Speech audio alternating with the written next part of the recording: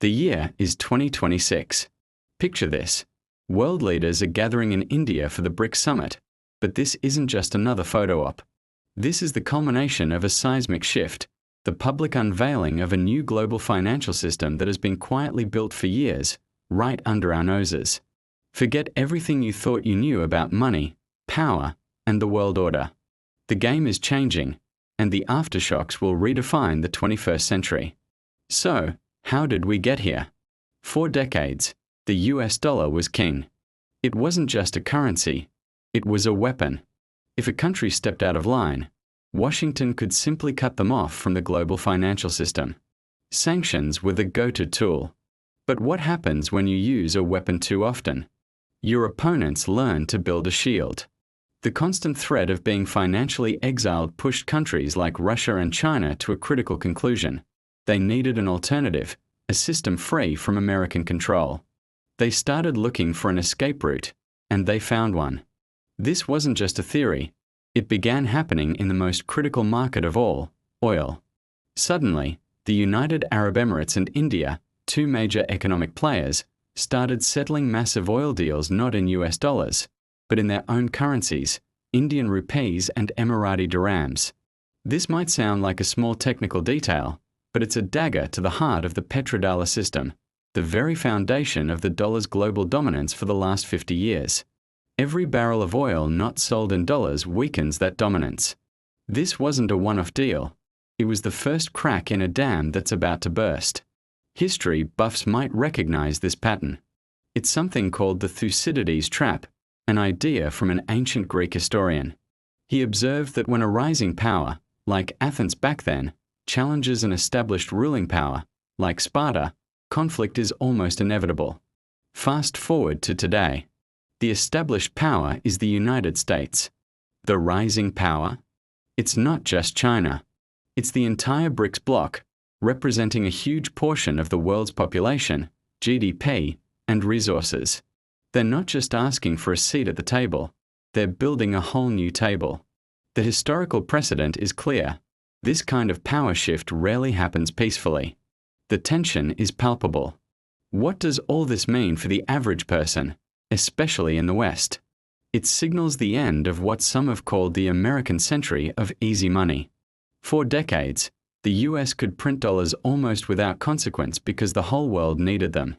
This allowed the country to run massive deficits and fund a standard of living that was, frankly, subsidized by the rest of the planet. But as the world moves away from the dollar, that privilege evaporates. The ability to just print more money to solve problems will disappear. The bill for decades of overspending is finally coming due. The transition will likely be bumpy, with inflation and economic instability becoming the new norm. Now, let's dive deeper into how this new world is being constructed. We are witnessing the birth of parallel economies. Think of it as a financial multiverse. While the West operates on its traditional systems, BRICS nations are building their own. A key piece of this is creating an alternative to SWIFT, the global messaging system for bank transfers. Russia has its SPFS, and China has CIPS. Initially, they were small, but they are now being linked together and offered to other nations tired of the old system. This creates a financial superhighway that completely bypasses the West. A country could be sanctioned by the US and Europe, but continue trading seamlessly with a huge part of the world. But it goes beyond just banking infrastructure. The real power play is in resources. The BRICS nations are not just populous, they are commodity superpowers. Russia has oil and gas. Brazil has agriculture. South Africa has precious metals. And China.